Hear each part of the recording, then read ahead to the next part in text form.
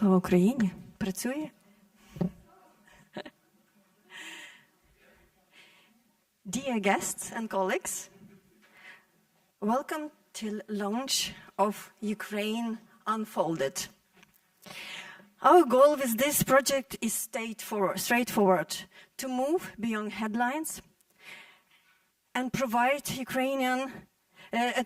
Norwegian public and academic community the reliable research-based knowledge about Ukraine. We are starting today with culture and with religion.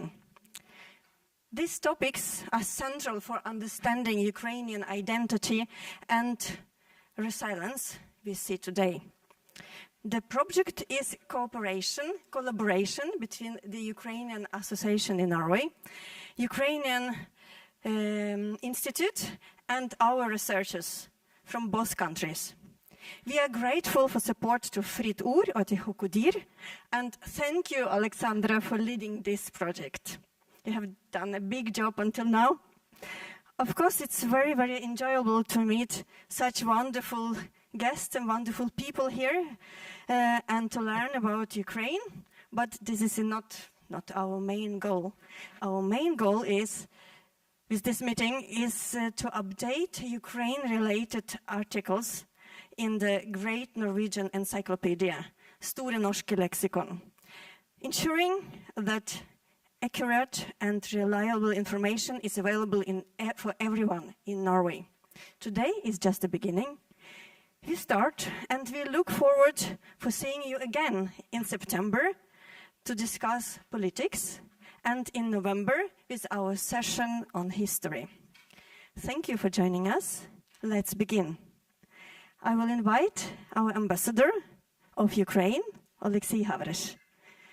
Thank you for visiting us today. Dear friends, it's a great honor for me to be here because, to be honest, it's very important topics of today, especially in the frames of totalforsvaret, of preparedness, how to defend not the air, not the land, not the sea, but yourself, your mind and your soul.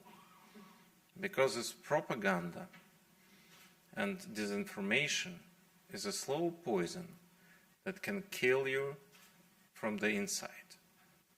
They can kill your critical thinking, they can kill your forsvaret, preparedness, and they can kill all your skills for defense.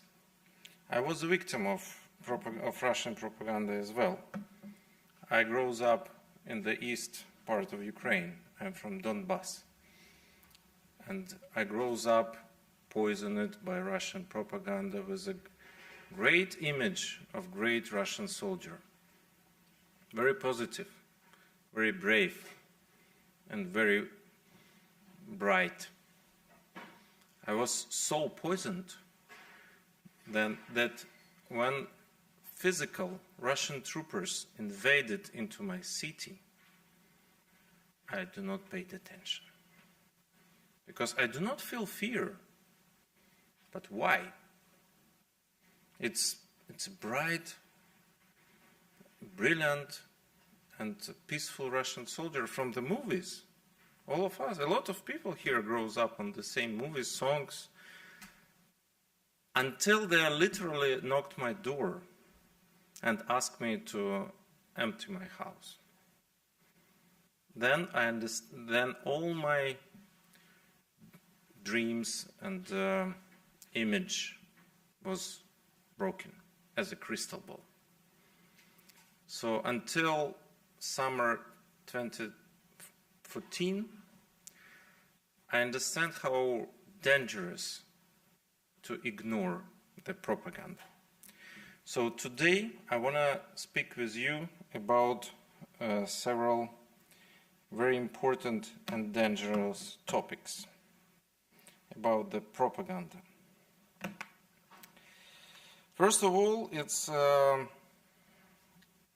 in this city, you feel it, especially how it's important because Oslo is a city that stands as a global symbol of peace and dialogue. But today we have to speak not about the peace, but of war being waged not only with tanks on the battlefield, but with words, lies and manipulation directed at our minds. We often perceive propaganda as a mere nuisance or background noise. But for Ukraine, it is not noise. It's artillery preparation. Before Russian missiles strike residential building in Kharkiv or Chernihiv or Kiev or other region, the ground is prepared by disinformation. In Norway, Russian propaganda operates on the principle of divide and conquer and the freedom of speech. Its goal is not necessary to make you love the Kremlin, but to make you stop believing in anything.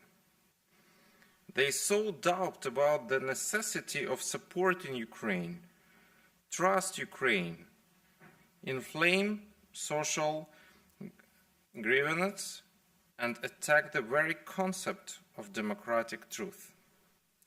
Disinformation is not another opinion. It's a coordinated military operation designed to destabilize Western society.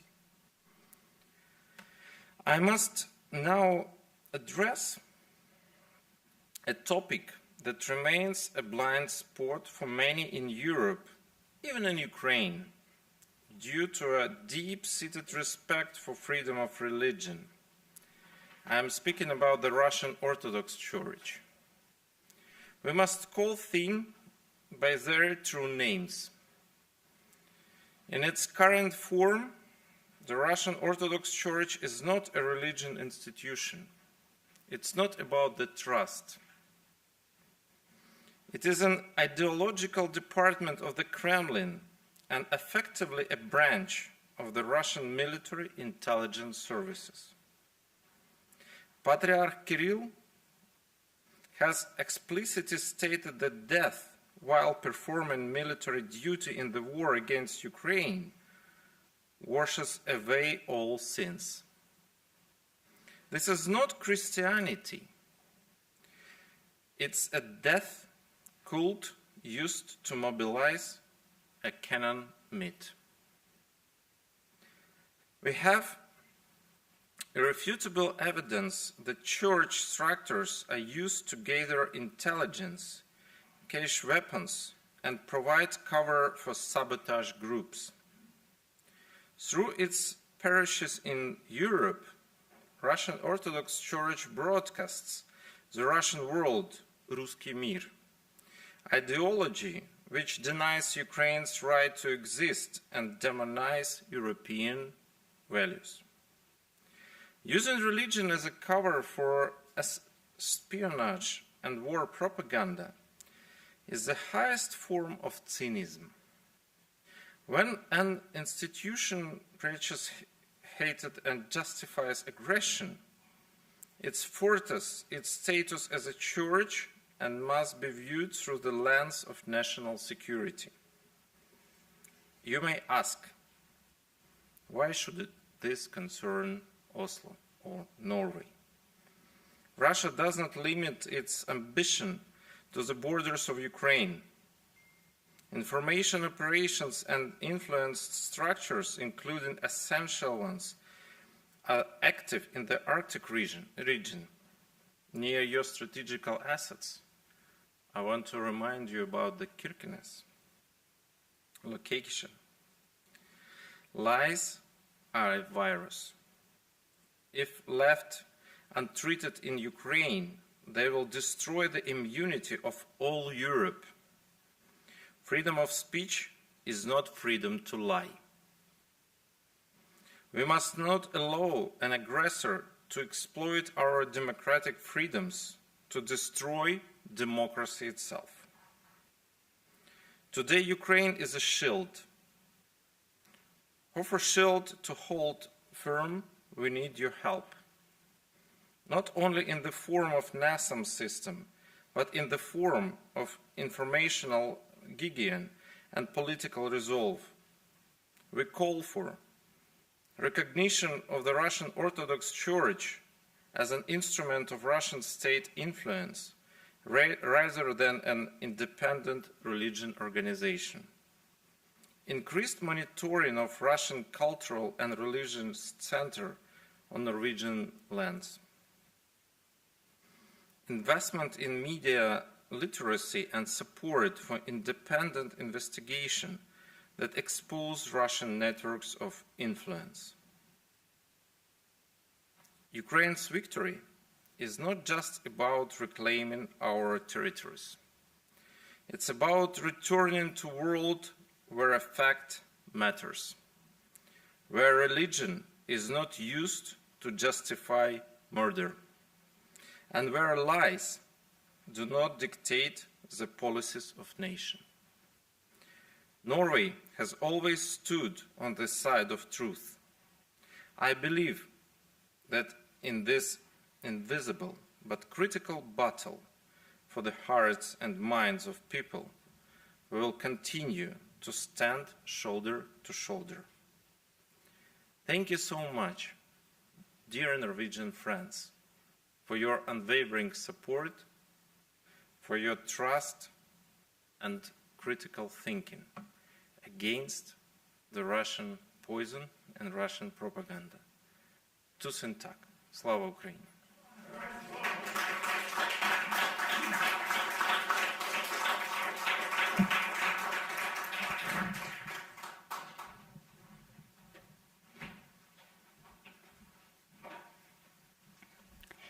As a part of the project, we are honored to have our guests today with us here, the experts in their respective field. And I would like to introduce our guests of today's discussion. Roman Nazarenko, Director of the Institute of Religion and Society of the Ukrainian Catholic University. So please give some applause. Thanks. Ukrainian linguist, Doctor of Philology, Professor Oresa Demska.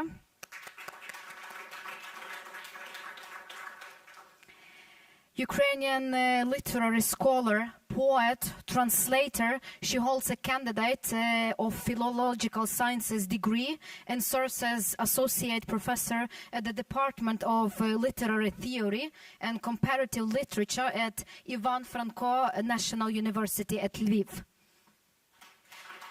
So, Irena Starovoit. And the last but not least, cultural ambassador of Lviv city, Olha Mucha.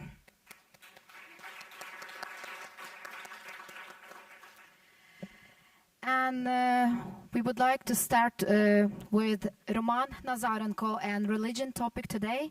We think that this topic is quite complicated and it might cause different questions from you today. And we would like to start from religion as a topic of our first panel discussion today. So I would like to invite here Roman Nazarenko.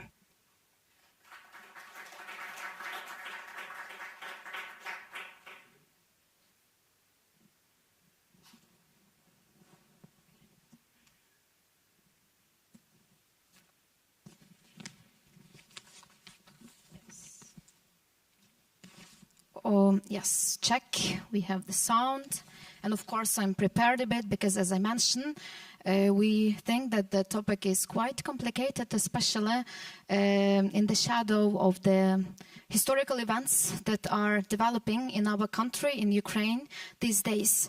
So maybe we would like to start from a general frame of this topic. I'm sorry, my papers are falling down.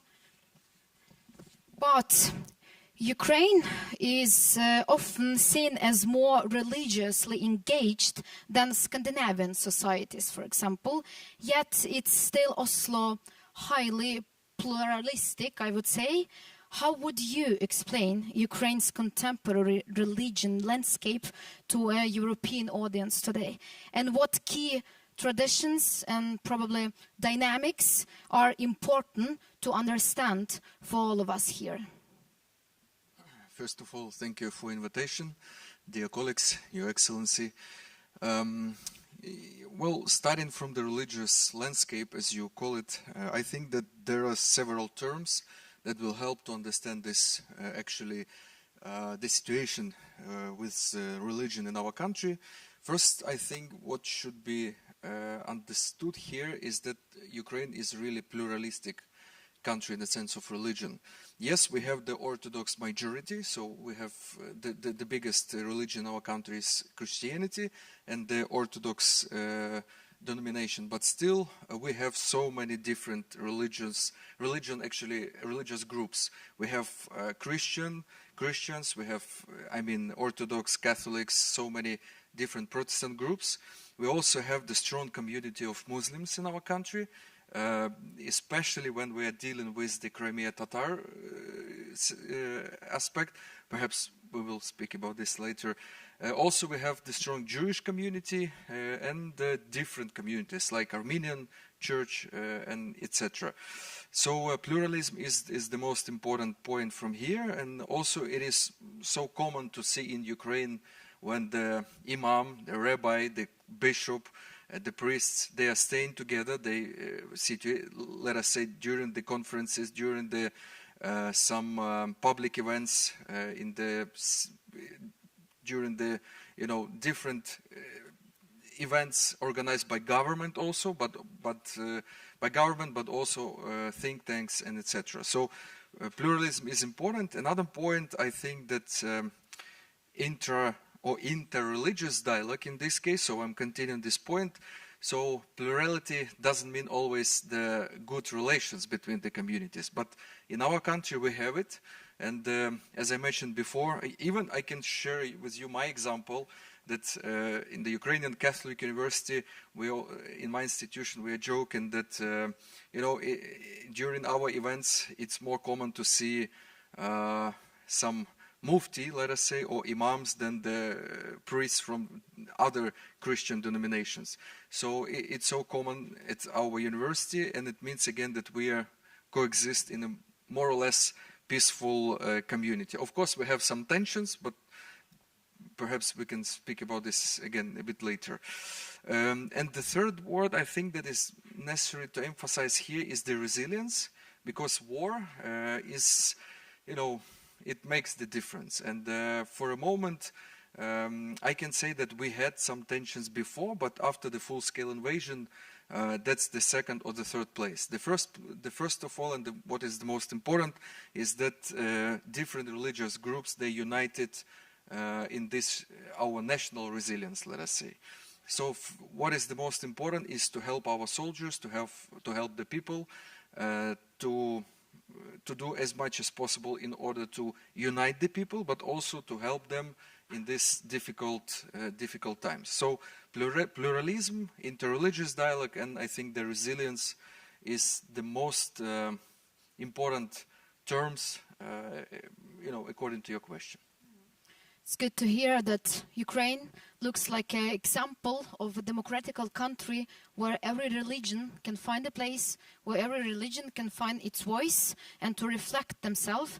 And speaking about the war, I would like to ask, of course, because we know that the war impacts not only the territory of our country, but much more than that. And we always are speaking about that this war is more than about territories.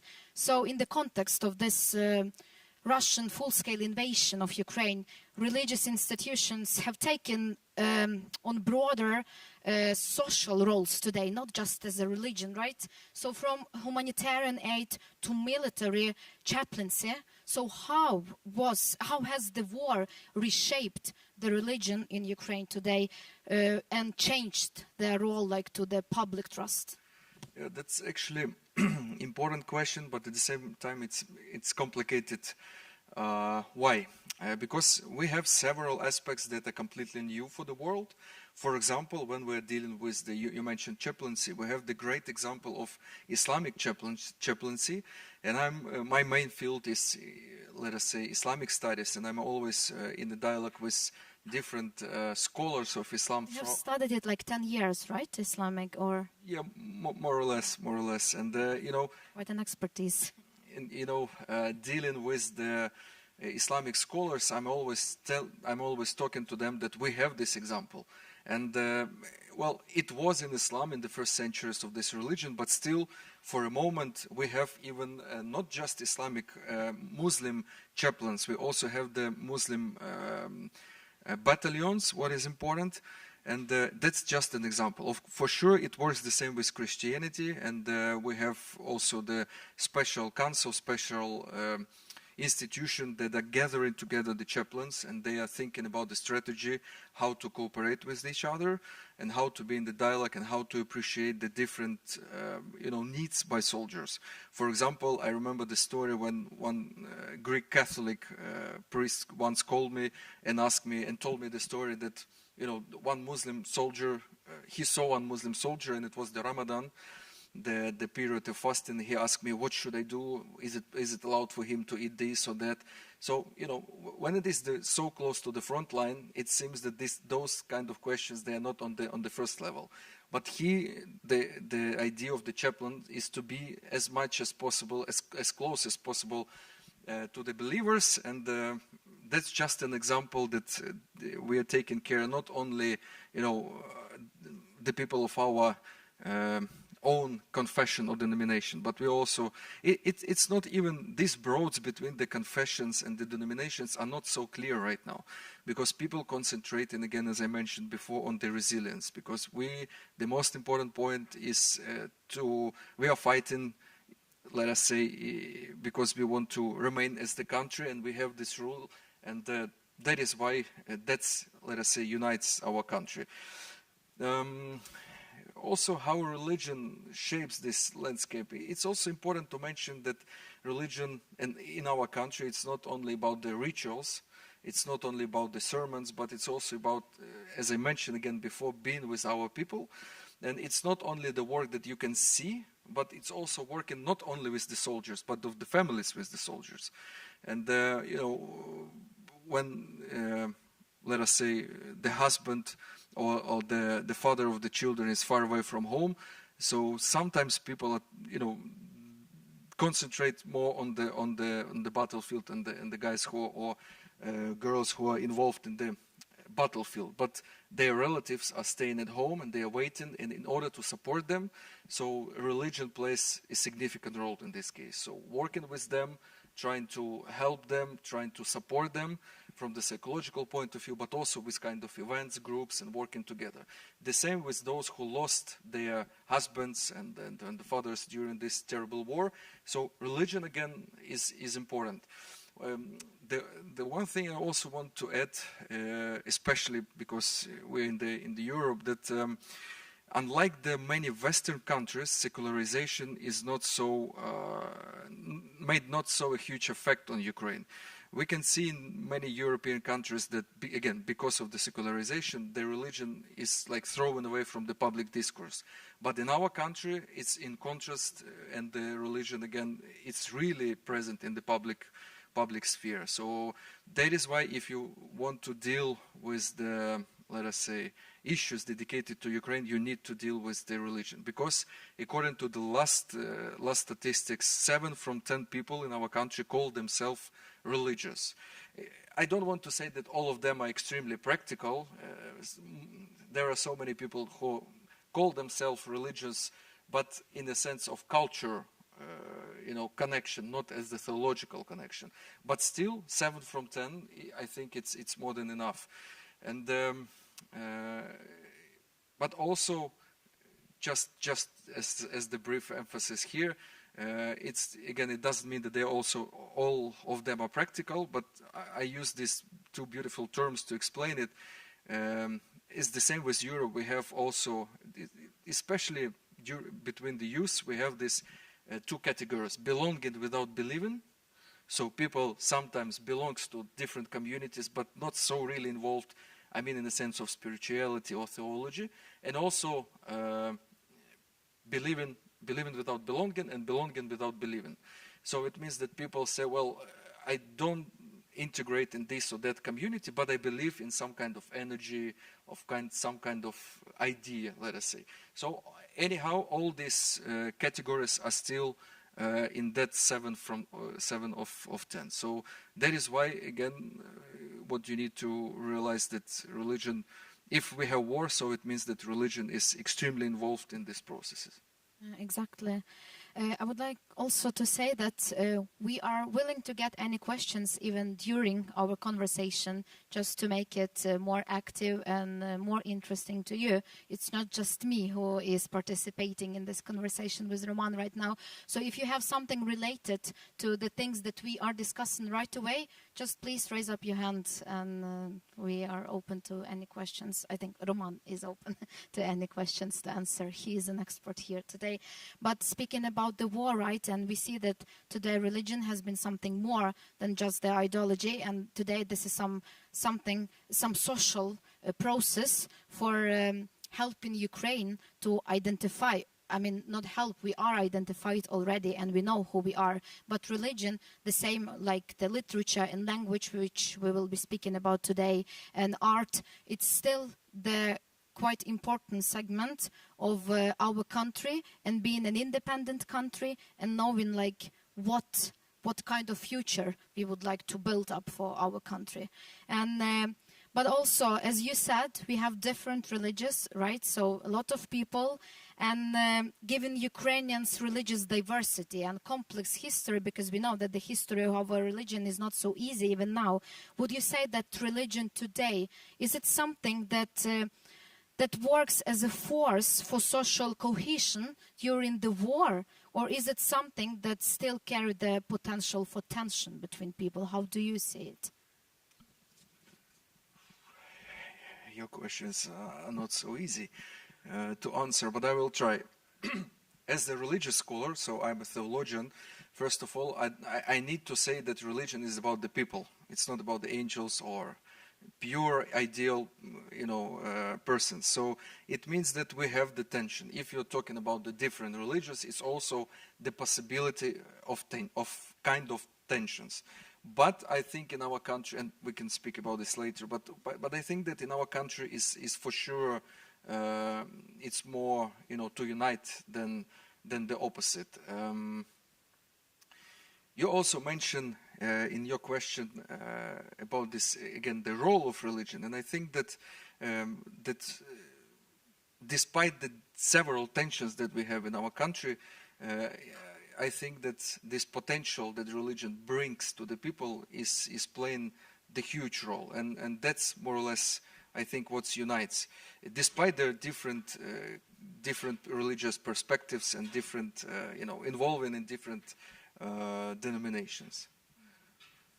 Exactly, because I think that that's something that Ukraine shows a unique experience today for everyone, for the whole world, basically, that being such a huge country with such a diversity in different fields, we are able to be united, to stay united for more than 12 years already with the war. And also we see that even in that diversity, we still find something that unites us, because there is an idea about being independent, and it doesn't matter what religion segment you are belonging to. Yeah, if you don't mind, just the small addition that it's also connected in our country to the questions of history, language, also as His Excellency mentioned, that this war is not only about the territory, it's kind of semantic war, I think. It means that the main battlefield is not only the land, it's also for the mind. Why it's so connecting to the history, for example? Because we had 70 years of Soviet Union, and the religious, as the, not only the religion, but religious, everything that is religious was forbidden, and so many religious groups, or even all of them, were under oppressed by Soviet Union. And after the independence of our country, that's starting to growing up. So that means, per sense, that is why we are so connected.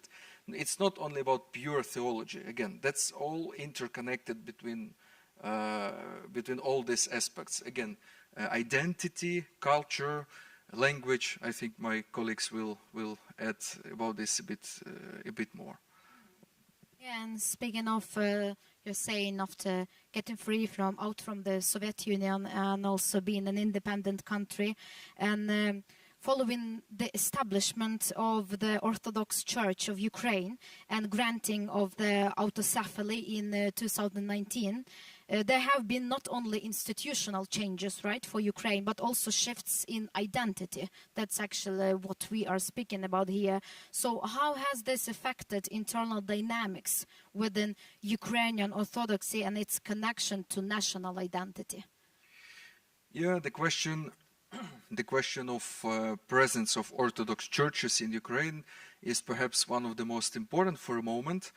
And after the Tomos was granted, Tomos, that's the document of autokephalia, so of kind of autonomy or independence, let us say, from the Constantinople Patriarchate to an establishment, as you mentioned, the Orthodox Church of Ukraine, means not only the establishment of the one religious group, but again, that was in our country, actually, it was an opportunity to cut the influences of Moscow. Why like this? You know, I'm not sure whether you're involved in all these processes, so I don't want to be boring today. But just if you give me just 2 minutes, I will try. 5. 2 minutes, or 5. 2 minutes. I will try to explain this really difficult question in order to be on the same page. Christianity in our lands, let us say, so starts from the 988. You know all this story. What is important? That was Christianity, not Orthodox and not Catholic, because the split within the Christian tradition started from 1045. So 54, yeah, my apologies. So it means in the sense that this Christianity was not, again, involved in all these conflicts. So that was we call apostolic Christianity. But later on, in 1240, Kiev was destroyed by Mongols. So that is why all, and it's, let us say, the economy, the religion, all influences are stopped being there. So, and in a short period, the religious center moved from Kiev to Vladimir na Klyazme, that's another city, but also from there to Moscow. So that is why Moscow became the center of influence. But in 1448, without them asking the permission of the Constantinople, so because that was the main, let us say, center of Orthodoxy in that period, without this permission, they ask and they, let us say, they create the new institution that is right now called the Russian Orthodox Church. So without the permission of the Constantinople, they proclaimed that their new guy, new bishop, Yona from Ryazan, it's not so important, but still, so they established this new branch of Orthodox Christianity in the land. And in the late of 16th century, they received the recognition. I don't want to be so deep in this recognition, just to show you that the Constantinople Patriarch, so he moved to these lands, find some financial support, because you can realize that being under Turkish Sultan was not so cheap in that moment, and you need to pay taxes. So that is why he opened the map and see, well, where are our Orthodox brethren? And then he traveled to Moscow. He was asked to recognize this branch, and of course he refused, because he said, well, I cannot do this, it's not according to our law. So he was imprisoned in Moscow for half a year, and later on, you know what, he gave this permission. So that's the way how Russian church established here. But I don't want to speak about Russian more than about Ukrainian. Why? Because from that moment they take the whole influence of the Orthodox denominations in our land. So till 2019, till the recognition, until this Tomos was granted to Orthodox Church of Ukraine, till this moment, Ukrainian Orthodoxy was not able to be as the leading one. So that is why this document was so important, and that is why it was so opposition from Russia Orthodox Church even till these days. So again, as you can see, just for this small presentation, it's not about the religion only, but it's also about the politics, the influences. But that is why, according to us answering your question, for Ukrainians who call themselves as the Orthodox Christians, this Tomos, let us say, this event was an as an opportunity to divide, to cut their attitude, let us say, or their connection with Moscow, and start to develop our own, I'm not an Orthodox Christian, but our own, Orthodox Christianity, Ukrainian Orthodox Christianity, without having the center in Moscow. From that moment, the center, returns to Kiev. So that's more or less the key of the tension. That's historical key. There are also so many, but that's more or less the historical answer why this tension exists. That is why the question of Orthodoxy is not about as I mentioned again, especially during the wartime, is more than just a religion.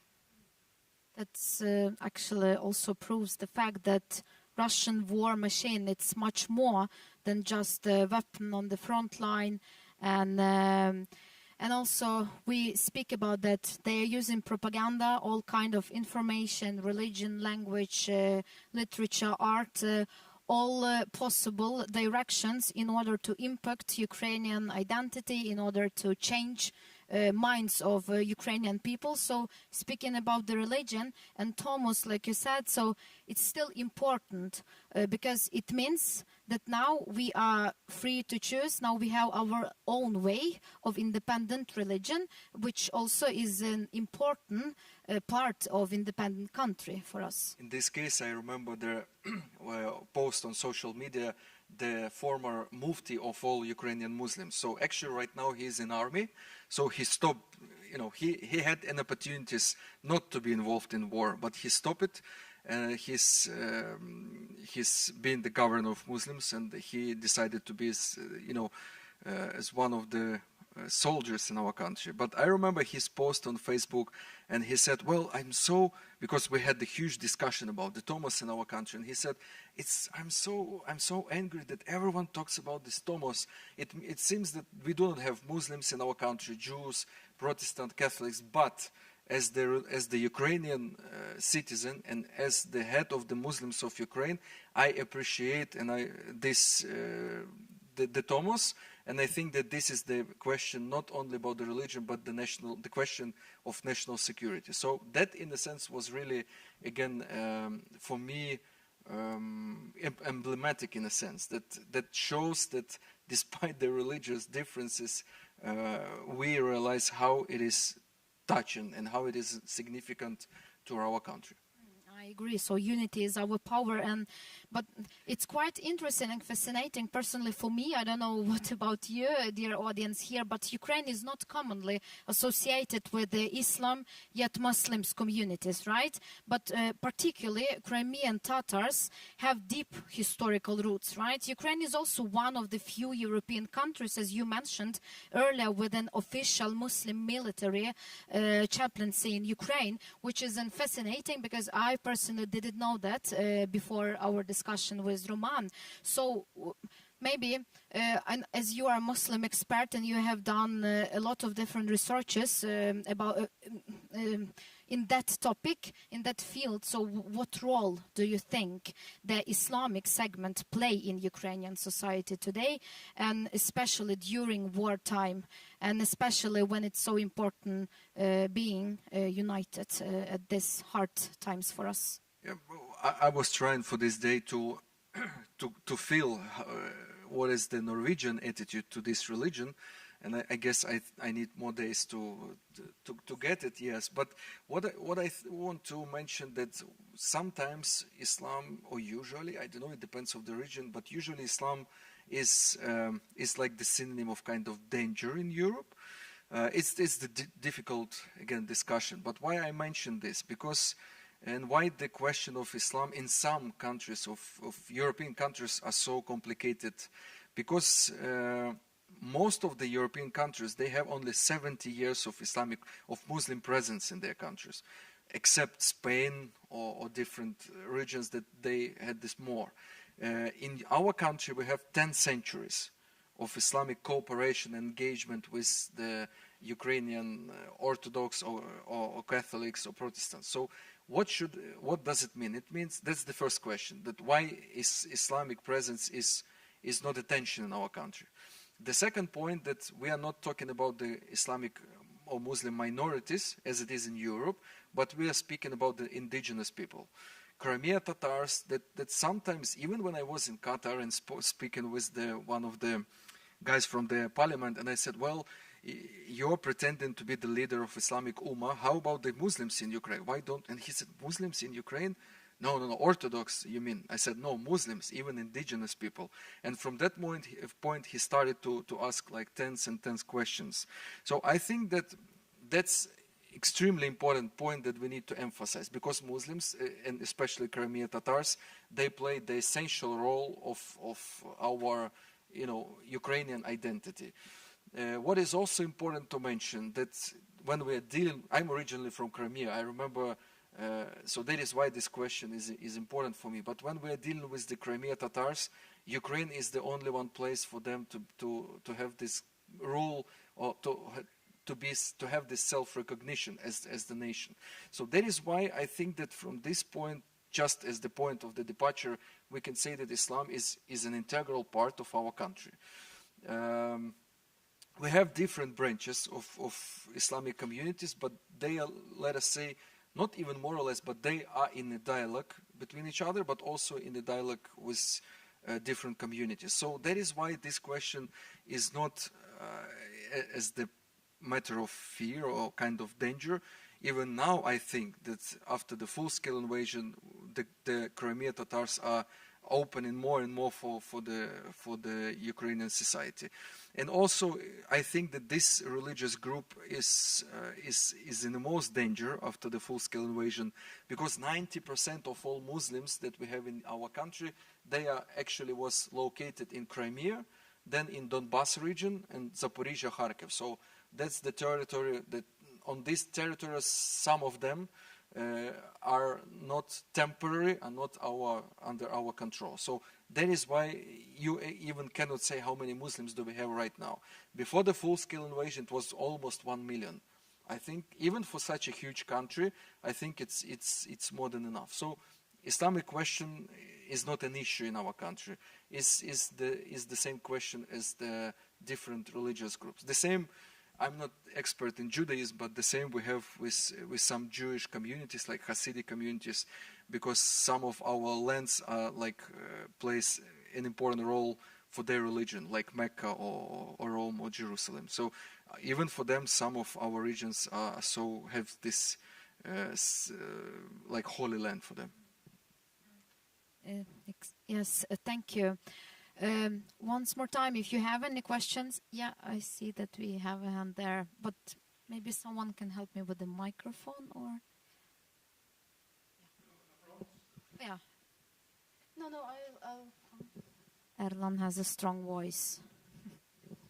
Hello. The average, or the Russian soldiers by the front, they are contract soldiers. They are mainly motivated by money. So some of them are cynic. They know that the Russian Orthodox Church is an extension of Kremlin. So they think that I'm here for the money. I will try to stay alive, so I can enjoy my money. But there are probably some Russian soldiers who think, oh, God is on my side. That is an important matter. How large percentage would you estimate that of the Russian soldiers in Ukraine who get some mental boost from that? Yeah, thank you for your question. I can hear you, but I cannot see you. Oh yeah, right. Thank you for your question. It's difficult to say how it is according to the numbers, 99% of Russia, according to their numbers at least, are Orthodox Christians. That was a bit strange because it seems that no Chechnya, no other Muslim regions are present there. But without the numbers of all Christians that they have, according to, as I understand this, 90 or 95% of them are nominal Christians. So that means that they recognize themselves as an Orthodox, in a sense, as a cultural aspect, not as the theology or even the rituals. So that's just the cultural identification, first of all. That is why, according to the numbers, 1% only, so they attended church once per year. Yesterday I shared with my colleagues this joke that we have in Ukraine, that what's wrong with your church? Every time when I'm entering this, I always hear Christ is risen, Christ is risen. You know, it means that the person visiting it just only once per year. That is normal for Russia. So it means that they are strongly Orthodox as in the culture aspect, but they are really nominal. They are not involved in the sacrament life. So that is why we can hear from it's actually from both sides. Always in the battlefields we can hear that God is on our side. That's the different aspect. But what is important to mention here in answering to your question, that this Orthodox element plays an extremely significant role, because that's the part of the message. I don't want to say propaganda, because some people are really believing this, but most of them, the huge number, the total 90% of them are receiving this as, again, as an information through the propaganda channels. So for them it's just the identification with Orthodox means nothing with theology. And according for those who really believed, I think it's not even more than 10%. It's even quite optimistic number. Most of them are not religious in a practical way, if I answer to your question. Thank you. Do we have more questions? Yeah, I see one more. We like questions, so please don't be shy. Thank you. I would like to turn the eyes for a second over the Atlantic. It seems like the Russian Orthodox Church both would like to present itself as the final Jerusalem of this world, and also like a moral high ground towards the decay and the moral fall of the West. And I think, unfortunately, that these thoughts to some extent find ground in MAGA movement and in evangelicals in the US.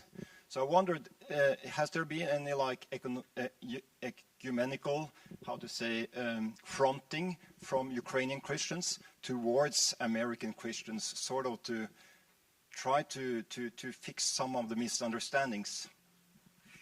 Yeah, I totally agree with you with this point that Russians, Russian Orthodox Church, they proclaim themselves as the third Rome, they call this, because it was Rome, but it was destroyed by pagans. Then the Constantinople, the Byzantine Empire, but it was conquered by Mehmed II, and also so the empire was destroyed. So we are the last. They say we are the last fortress of Christianity. Look in the Europe, look all of these gender questions, but we are truly Christians. So that message again is difficult. Even I'm not sure whether you are familiar. Maybe for audience, you know the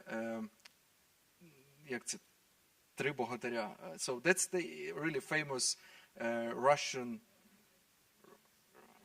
Three Heroes.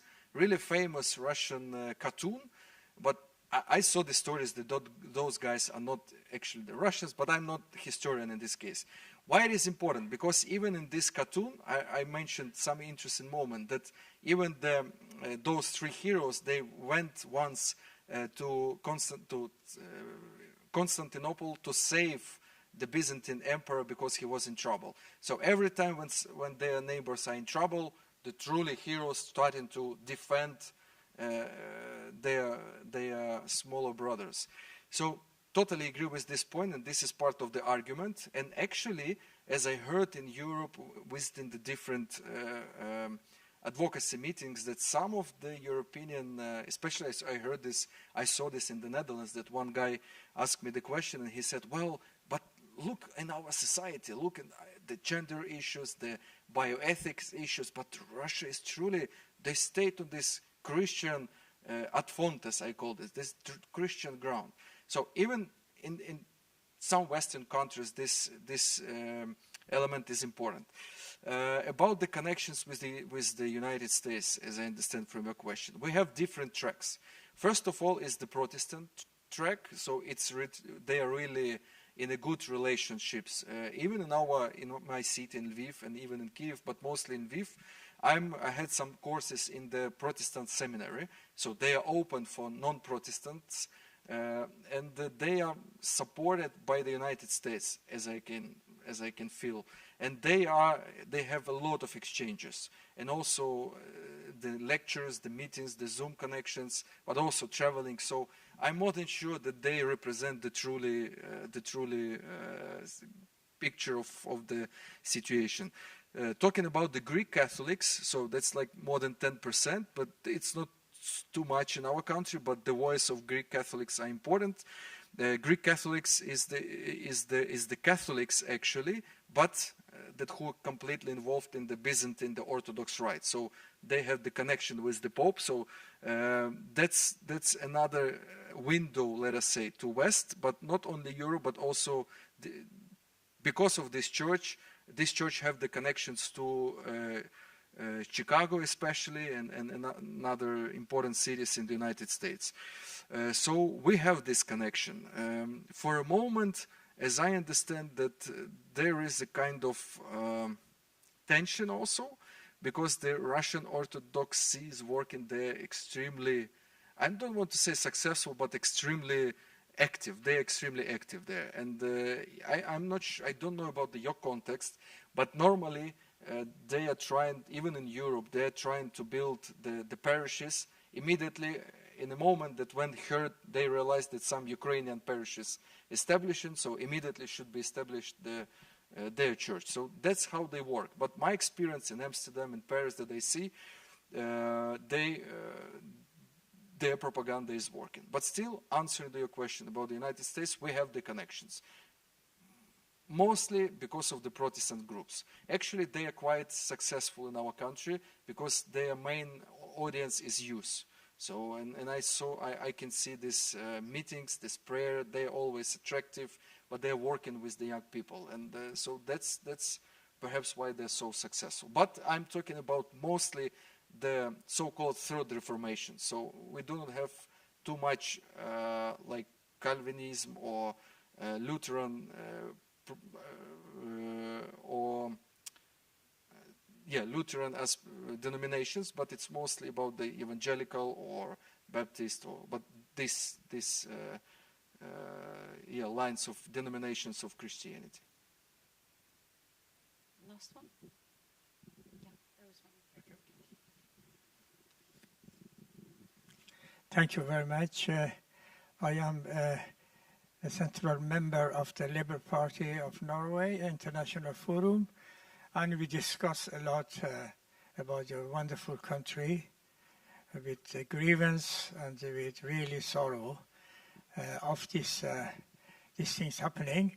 You said about the religion, and I agree with you that the religion can play a pivotal role in the history in a positive way, but unfortunately also religion, like the other ideologies which was misused in the history, could be also like Islam. So you mentioned about the minority of, you have a minority of Muslims also there, and you know about the Iranian regime, they are doing also, helping Russia, and then also when you mention about the Muslims in your country, how it is, because they also try to infiltrate in the Muslim communities, Iranian regime in the other countries, as you know, and to try to mobilize them against the central government for this Khomeini interpretation of Islam, one party, God party, and this thing. So, and then that the aeroplane of your country was gone down over the Tehran port in Iran. So how is the situation now with your Muslims? Because you mentioned that they are misused in Russia, and they try to, but also the Iran regime is very, very active in the Muslim societies all over the world, even in this Norway. I have a lot of things with them. I talk to them, and this. Those people who are really very good. They are Muslims, but they are very angry with this interpretation of Islam in favor of the Iranian regime. So what is your opinion about this minority you have does the regime try also to, in Iran, try to also mobilize them also to try to disturb this wonderful country, stability of your country? Thank you very much. Thank you so much for this question. This actually, the influence is clear in Russia, for example, because 4 of Muslim communities, they are totally dependent by the government. Why this Iranian regime is not working in our country? There are several, or like 2 or 3 points. First of all, this is Iran, and everything connected to Iran is not it's not so many options that it will be successful in our country. You know why? The second point, Iran is the Shia Muslims. So Shia community is not so strong in our country. Is even the strong minority. We have in Kharkiv Shia communities, but they are mostly Azerbaijani. The ethnical component is important in Islam. So they are 90% of Shia Muslims in Ukraine, they are from Azerbaijani or have the Azerbaijani origins. So that is why the Iranian influence is not even present in our country, because most of the Muslims in our country are Sunni Muslims, and the indigenous people, again, that I mentioned, Crimea Tatars, they also connected to Sunni Islam, but we have also part of minority Islamic that is different. That's before the full-scale invasion, it was really big. So the students from Arabic countries, because we proposed a really good education in medicine and other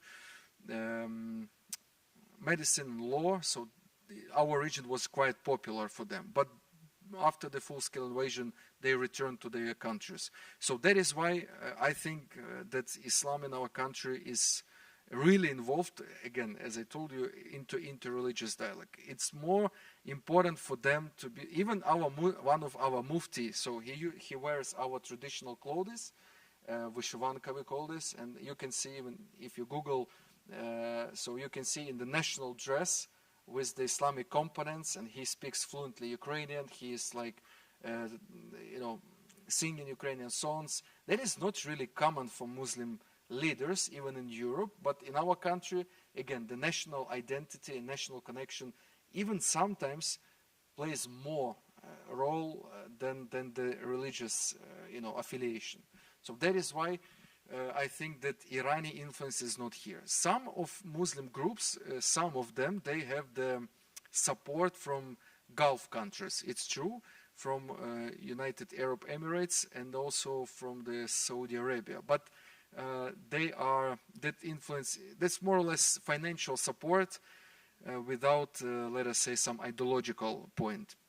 And I know the time is running, so thank you for the question. And just the small remark, the previous question. You mentioned that Moscow is the third Rome. What is also important, they try to show that they are under persecution in our country. And perhaps you saw this famous pictures when some of the priests of Russian church, like they are imprisoned, and all the security service are there. Again, I'm not sure that you're aware of this, but just want to use this opportunity to emphasize again. If you saw these pictures, that people are imprisoned not or they have some, let's say, imprisoned not because they belong to the Orthodox Church, but because they've broken the law. So, and that's more or less, that's the most important part. But they are playing with these elements, and they're trying to share it like, look, you say that this is the democratic country, that civilization, and we are like out of it. No, look at these pictures. They're all the same like we. They did what, we're on the same page. So this is the inner Slavic conflict, so please leave it to us. You don't know, you don't feel the Slavic identity, so we will take care of our small brother. So that's how it works. That is why it is important always to make this self-check-in and to realize the origins of the sources and the meaning behind the text that they use. Always they use the same. Thank you so much. Thank you, Roman, and thank you, audience, for your questions and your patience. And it was a good conclusion of our first panel, actually, that it's very important to know the sources we rely on and to see what kind of data and what kind of information we are consuming and sharing with others. And we see how war actually impacts all the different aspects of our life, so even religion. And it's important that all these aspects should be protected accordingly to the international law in this time. So thank you, Roman. And we would like to invite you to a short break, let's say 5 minutes probably. Yeah, 5 minutes, and then we will continue with the next interesting issue. Thanks.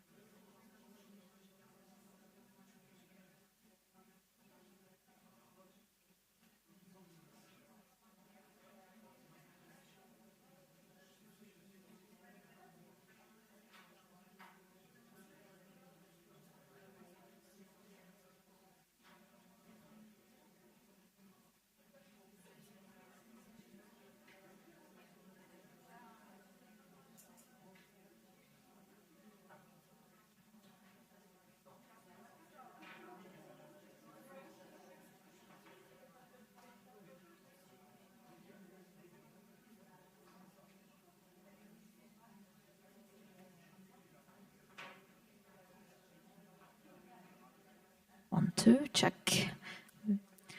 I think we would like to continue, and as I mentioned earlier, we have a few more important things to discuss, and which are extremely important, even especially in the context of war, full-scale invasion of Ukraine, and even just in our history. So I would like to invite now here Irena Starovoit and Oresa Demska. So.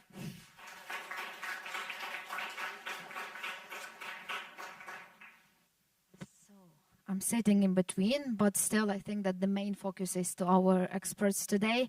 And as we mentioned, that probably language and literature, but language first, I believe, this is something that identifies us as a nationality, right, today. So the first question will be to you, Oresa. How have Ukrainian independence and the war, because we must speak about war today, influenced the modern linguistic landscape of our country, of Ukraine?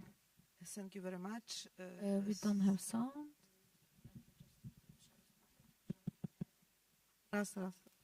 Yes, okay, thank you very much. Thank you for invitation. First of all, you're right, language is first of all, because Ukrainians are the linguistic nations. Our roots are in the language. How our independence, and especially war, change the language situation and linguistic landscape in Ukraine.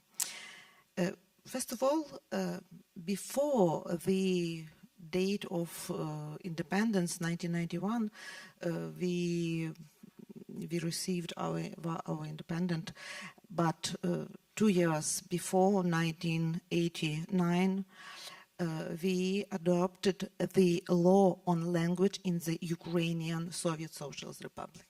And according to this law, the first time after the Soviet period, Ukrainian language was notified as a state language. It is very important because during the Soviet period, Ukrainian language was not the state language. And from this moment, the history of the state position of the Ukrainian language started. And then the second position on this way is the Ukrainian Constitution 1996 and the Article 10. Again, the Article 10 tells us that the state language of Ukraine is the Ukrainian language. It is two first position, but the war changes everything cardinally. First of all, the status of the language. For a long time, Russian dominated in Ukraine, especially in the state level, especially in the government, higher education, cultural structure.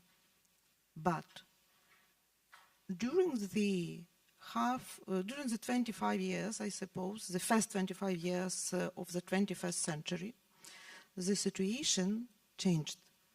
The prestige of Ukrainian language now is much more higher than Russian.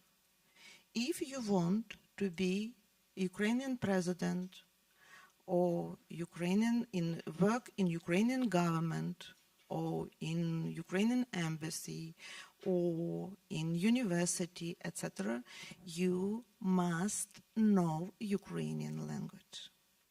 It is oblique.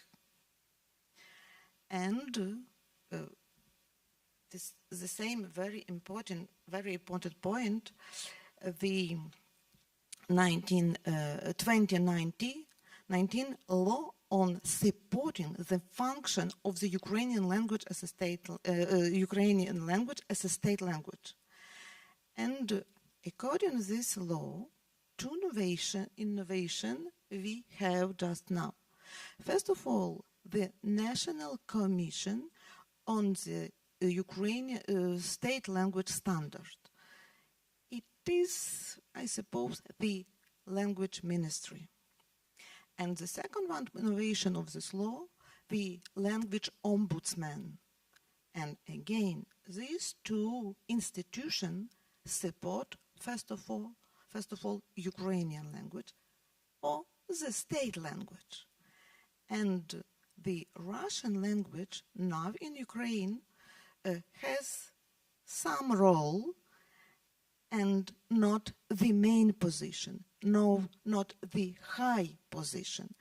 First of all, the Russian language in Ukraine is a native language of Ukrainian Russians. Native language of Ukrainian Russians. Ukrainian Russians is participant of the Ukrainian political nation. And Ukraine for them is a great values. And also, as a rule, these people speak in two languages, Russian and Ukrainian, or if somebody wants to be a president, a deputy, a leader, etc., they must know Ukrainian and must use Ukrainian in all sphere of the everyday life. Then, Russian and Ukrainian, after this position, has not so good position, because this is the language of Russified Ukrainians. This is the language of the Russian world or Ruski Mir. It is level of great propaganda and cognitive war. This is the language of Soviet Russification and Soviet colonization and Soviet occupation, I suppose.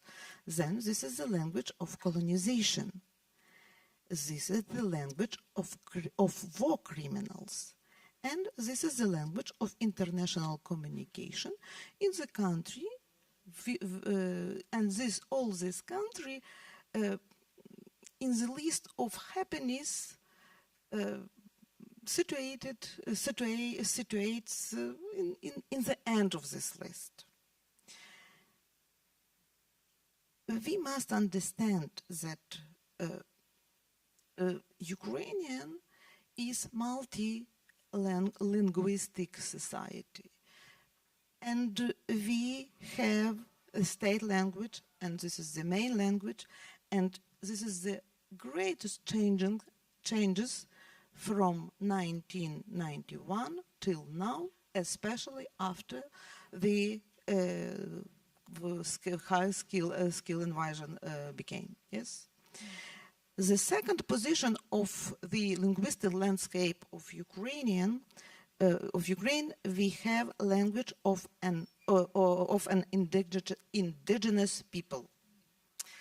Colleagues tell us about Crimean Tatar, and Crimean Tatar language is the second language on the list of different languages in Ukraine.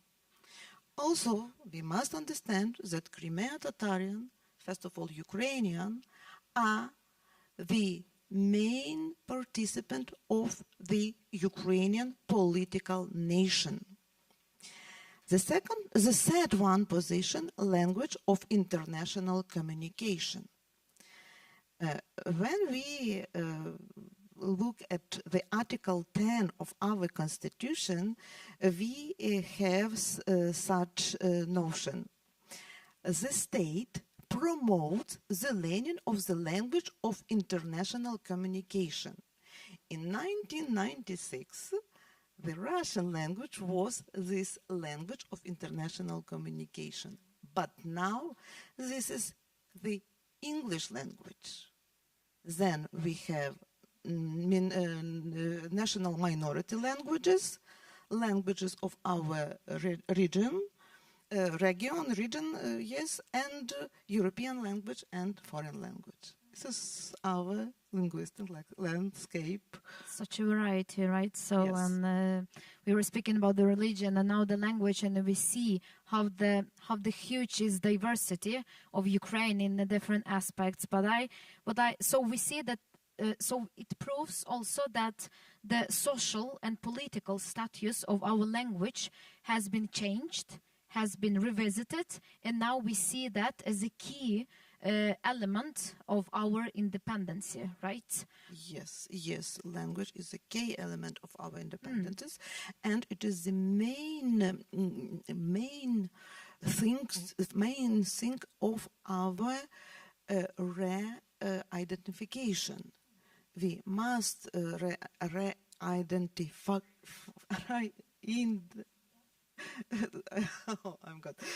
re-identified themselves because now we are in the war, and it is very important things. We must think about this. We must do this re-identification. Yeah, and as I mentioned, that language and literature, to my mind, and I think you all would agree with that, those are connected with each other very strongly. And now the war that we are going through and those re-identificational processes that you are mentioning, Oresa, it's also a very important aspect if we speak about Ukrainian literature at the same time. And there is an idea, notably expressed by Oksana Pakhlovska, that culture must actively resist catastrophe, otherwise it risks being stopped by it. So how is contemporary Ukrainian literature, together with our language, responding to the war? We see that the language responded really strongly, being stronger, being as a most important key if we speak about our independence again. So what about literature, if we talk about this? Well, I've looked up before coming here how many Ukrainian contemporary writers were translated into Norwegian recently, and which exactly texts. What can I say? You now know a couple of names of the generation who are in their 60s, like Andrei Kurkov, Oksana Zabushko, Yuri Andrukhovich. They are translated already. These guys, like even among these three, at least one of them was a Russian language writer of Ukraine, Andrei Kurkov, who transferred from Russian into Ukrainian entirely after 2014, and of course only reinforced himself in his generation, abandoning Russian language as a creative language. And it's not so easy, I must say, because it's one thing to change language in public affairs, let's say. It's much more hard to switch from language to language entirely in your family relationship or in your love relationship. But to change your creative language, I think this is the most complicated and really heroic thing to do. And Kurkov is not just alone here. I just mentioned two important figures from Donetsk region, which are Olena Styashkina and Volodymyr Rafeyenko, who abandoned their Russian linguistic linkage to the former empire in solidarity with the Ukrainian citizens and in the bitter resentment for every Russian war crime which has been done first to their small patria, to this area of Ukraine which we called Eastern Ukraine, and then it actually affected all of Ukraine, and all of Ukraine is now under missile attack or Shahid drones attack every second or every third night, and it means that the writer's table, as to say, is threatened as never before within 80 years, let's say. And the previous generation in our part of the world who was exposed to such a big and cruel war was the generation of the Second World War. And this war has destructed Ukraine 2 times. First, when Nazi Germany was як це наступали? When it was forwarding in the attack, in the offense, and then when Germans were in the defense, and 2 Ukrainian fronts actually, and 2 Ukrainian armies participated in freeing Ukraine from Nazi Germany. But just imagine for a slight of second that when Nazi Germany was just approaching, as big part of the population was seeing this as a chance because Stalinism was so cruel on them, and because more than 5 million of Ukrainians perished under Stalin and Stalinism in so-called peaceful time, when actually the state was waging the war against its own people. And Ukrainian culture and Ukrainian language for quite a long period of time was stateless, and it means very often also homeless. So it was a private initiative of peoples, of families, to preserve it and to pass it on to the next generation and then to the next generation. And I will just mention one important thing. As a literary scholar, as a historian of culture of Ukraine, I would say since Shevchenko, so since our biggest romantic poet, every generation was threatened by the state, which was somewhere, the capital was somewhere else, not in Kiev. It was threatened to such an extent that every generation of writers were thinking we are the last generation which is writing in Ukrainian, and our readers are the last generation which understand Ukrainian and read Ukrainian. So it was quite a survival mode for the culture. So if you see the perspective or in this way, in this direction, then you understand that Ukrainians were victorious because we are here and we can switch into Ukrainian if you wish. May I have one addition? Only now we have the full generation of poetry. Lina Kostenko, Zabushko, Žadan, and Moyanga and Irina among them. Still alive, like still poets, alive, yes. Poets in their 80s and 90s, poets in their 60s, poets in their 40s and in their 20s, yes. First time during 300 years. I think this is a unique time actually we are living in, so I totally agree with that. But also, that will be probably fair enough to say that our culture, our literature and language resisted the catastrophe and never has been stopped by it, and is not stopping by it even now. Will it be fair if we will say like that? I would say this is a secret of our resilience in this war, because we were hardened and we were prepared by previous generations. And this knowledge sometimes was passed from down the generations, not in a very articulated way, but sometimes just by behavior. We were imitating behavior of our grandparents. We were doing what they would be doing in our situation, let's say. So important to take care of our literature and our language, and also, but also today it's difficult because we have variety of sources and variety of different platforms where we could check everything, read and find some sources, and you are not quite sure what to really rely on, right? So do international academic and reference resources sufficiently distinguish between Ukrainian and other cultures, traditions today? How do you see that? Does this categorization today in different platforms like Store Norske Leksikon, for example, how do you think? Do we need to revisit some places, some sources, and show that that can be distinguished in a different way? How do you feel it if from a language and literature perspective? I can start and just pass on. I think we can think about this problem, let's say, for Ukrainians in a couple of ways. First of all, when I just started traveling abroad as a young student back after independence in 1991, I often was asked, Ukraine, what is it? It's part of Russia.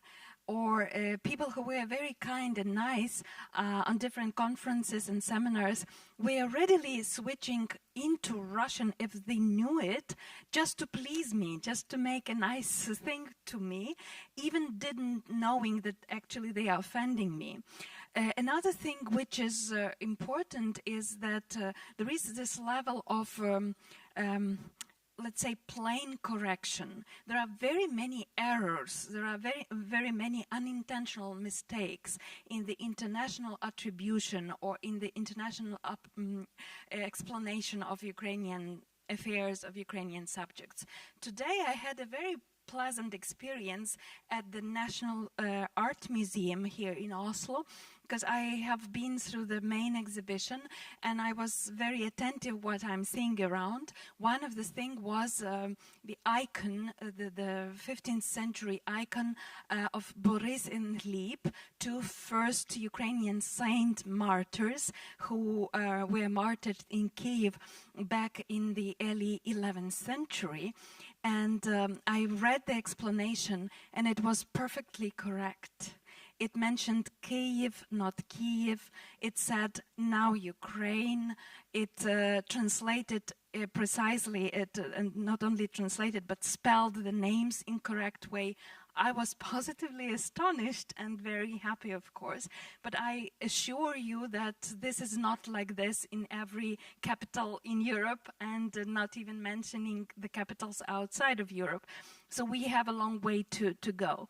Another level is more structural level, and it means the frameworks of knowledge, the epistemological injustice, which has been in place for centuries, but let's just refer to the, let's say, living memory.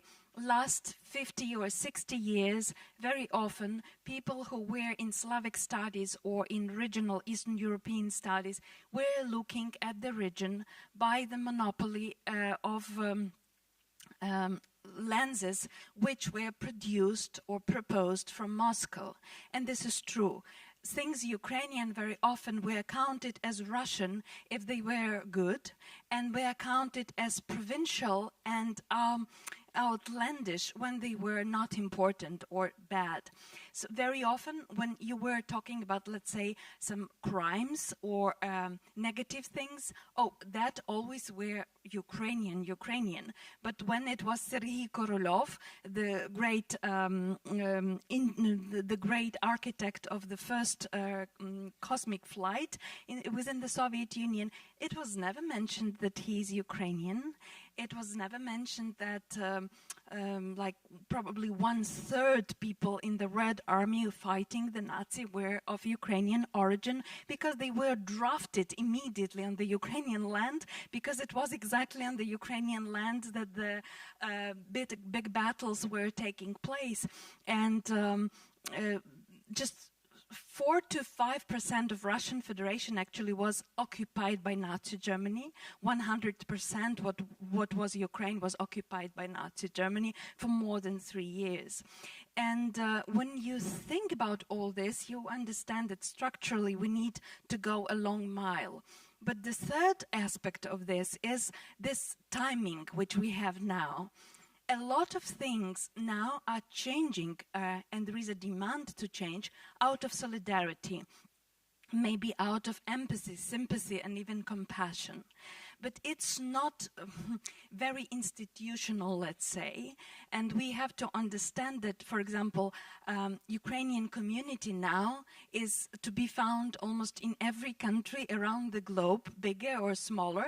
Here in Norway, we have, I think, 83,000 people registered during the big war as refugees of the war, or at least sheltered by Norwegians because of the war. There were 20,000+ who were present here even before the big war, so more or less it's 100,000. It's an influential part of your society, and we know from sociology and we know from intuition more than half of them will not return to Ukraine, at least not immediately after the end of this war. What does it mean? In my understanding, it means we will have more ambassadors, more people who are bilingual, Norwegian and Ukrainian.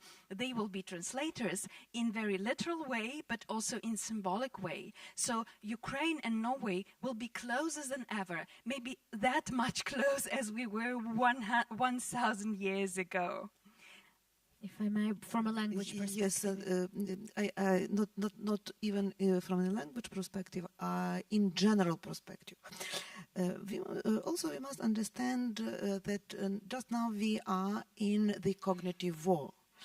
Part of the instrument of the cognitive war is propaganda, large-scale propaganda.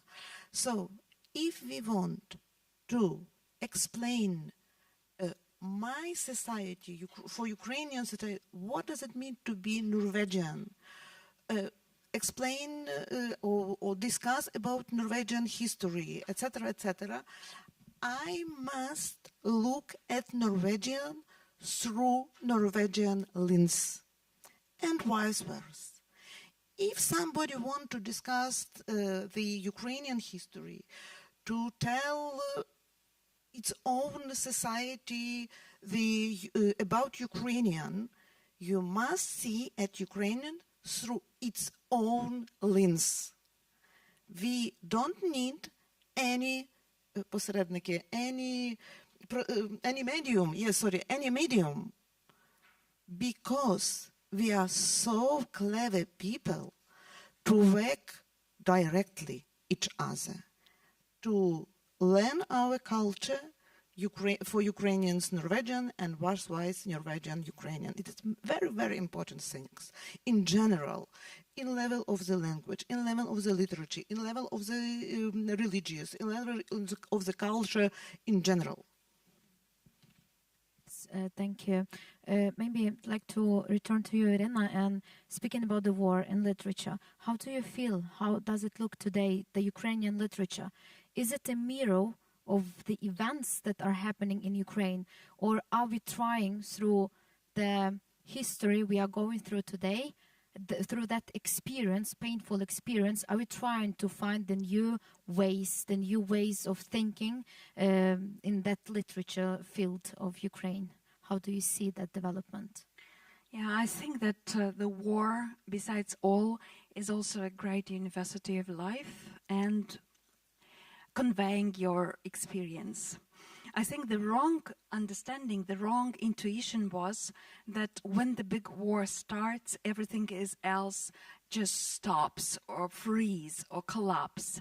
My students at the university were asking me on the maybe sixth week of this big scale invasion, is it possible, is it ethical, let's say, that we have some dancing party? Because we don't know how long this war will be going on. And at that time, of course, they were not expecting it will go on for 4.5 years. And if we count from the smaller scale invasion, from the annexation of Crimea and interference into Donetsk region and Luhansk region, then it's already 12 years and counting. So I said to them, just dear friends, dear colleagues, you have your life to live, and it's yours. Your life is burgeoning, your life is flourishing. Your enemy wants you to freeze. Your enemy wants you to stop. So please don't stop. Just live your life as full as you can. Of course, we correct, we make a correction due to circumstances. Of course, there are many things which were not in our daily life, and now they are. Like this 1 minute of silence every 9 a.m. because everybody has somebody to think of, because we in family or in our friend circle or in our circle of the very close contacts lost somebody. If you ask me to start counting, well, I lost my student and younger colleague already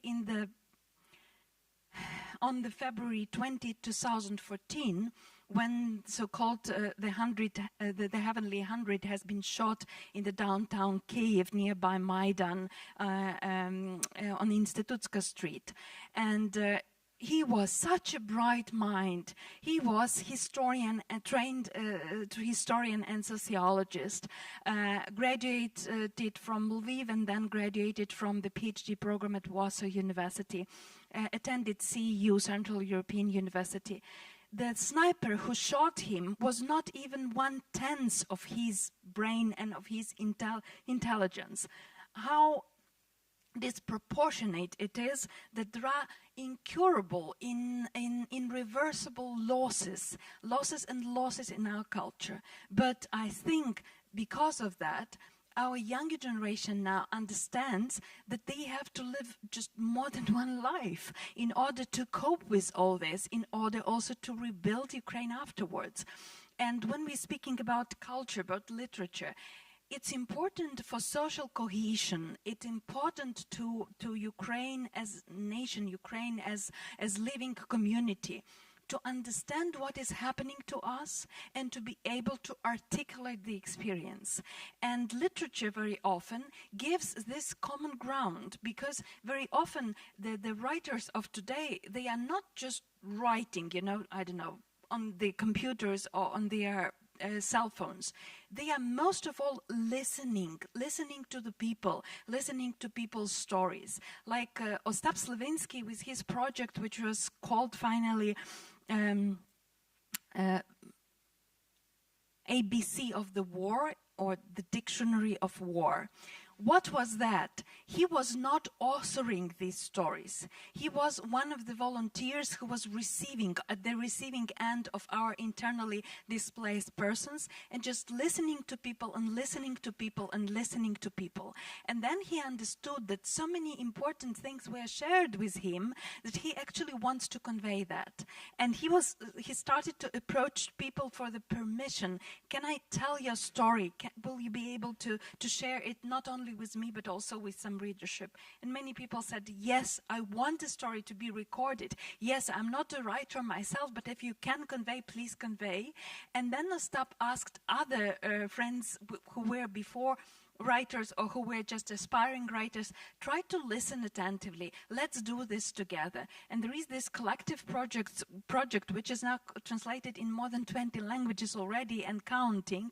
And this is a very special piece of writing, because people very often are mentioning something which was like a central pinnacle or probably punctum of their tragic experience, what they were leaving back home, of what they were thinking. Like, there is one moving story I can relate to our previous panel. There was a young lady who was trying to escape, and nobody knew actually whether they will make it from the occupied territory or not in the beginning of March 2022. And they were in one minivan, she and a young Muslim girl who was praying all the time. And this middle-aged woman knew no prayer in no language because she was not a believer. And she said, you know what? I was so jealous of this girl because she had her prayer, and that was something which was sustaining her. I just felt it in the air, that she is much more calmer, that she is so grounded, that she is so optimistic that we will make it through. And I asked her, please teach me your prayer. And the girl easily explained what the prayer actually was about, and they started to pray together. And then some Christian wanted to join. So they were, by the end, all praying this Muslim prayer until they made it through, and they actually made it through. So there is a story about a other girl in the Kiev region whose main question on the moment of leaving her home, maybe forever, maybe to leave it for destruction or desacralization, if you wish, she was waging the question whether she has to sort the garbage in her home before leaving, because she always is doing this, and it will be dignifying thing to do that. And she actually sorted the garbage and then left. So yes, you see how we're running out of time. Can I Yes, I'd like to very, hear. This is very, very good example, dictionary of war. Why? Because this is a new practice to create the language in 21st century. We have the experience of the war. We know how to live in the war, and this experience gives us the opportunity to create new semantics level, new words. Not only speak about military aspects of the war, but how to live in the war. And first of all, it is the very good practices to develop Ukrainian languages and also any other European languages, because today Europe live near the war, but the same must be know how to discuss, how to speak about the European war. That's why. So it's time kind of to reinterpret the Ukrainian language to the European society, reinterpret Ukrainian culture and literature to the European societies in order to bring the main idea, right? Thank you so much. And I think probably we might have some questions from you, audience, because as I mentioned, the topics, while you are thinking and trying to find out the question, I will just fill out the space with some words. And I'd like to say that the topics are so deep and complex that I think we need few more days. We have a question there to get really in the essence of what we mean. But yeah, so please. Hello, can you hear me? Yeah. Yeah. This is actually one question, but two parts. First thing, Ukraine got independence in 1991, and today we are sitting in 2026. So do you think that we missed opportunity? We missed 35 years that we got independence from Russia by law, but not by communicative way, like language. East Ukraine, East, South, East, North, Kharkiv, everywhere, mostly people speak Russian. Still, it's very common. So, do you think that we missed opportunity? Otherwise, we had a complete at least one generation who was speaking in Eastern Ukraine, the real Ukrainian language. Thank you very much for this question. It is really very important, interesting and important questions. Yes, very, very shortly. Yes. For a long time, we were under Russification process. And before the war, really, the east part of Ukraine used much more Russian language. But the first people who were killed by Putin was these people. It is one point. The second point, now Ukrainian nation is in the way of the linguistic or language re-identification. It is not unique experience. If we look at Czech experience, they pass from German to Czech 100 years. The same situation, Finland from Swedish. The same situation, Ireland, Wales, Spain. Many languages, many nations, many peoples goes or went from one language to another. And this process took place, I suppose, 100 years. We are just now in 37 years and 12 years in war. So we are in the beginning of this way. And I hope that the war help us go faster. Thanks. If I can add on this, my big teacher told us back in 1990s, you have to let people grow in freedom. we were coming out, emerging from such an unfreedom that it really has taken a couple of generations, at least 2, to be free today. And people now are making their free choice. And what will come out of that, we will see. Thank you.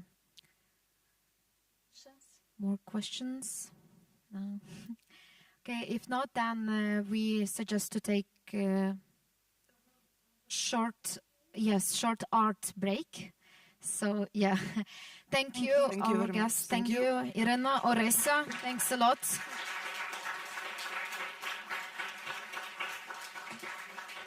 Yes. So when we would like to invite you to hear, speaking about culture, Ukrainian culture, of course, we have a broad variety of cultural things to introduce to this world. And today we also are pleased to have with us Ukrainian choir, which will perform for us a bit and make this, bring more variety to this evening today. And I also would like to mention, maybe to those who do not know, that actually since the full-scale invasion, a lot of Ukrainians have come, and we have, if I'm not mistaken, maybe Natalia will, I think we have more than 4 choirs already, or 6 even, since the full-scale invasion has started, which means that people are trying to bring up and to grow up our culture, and this is a nice thing. So welcome.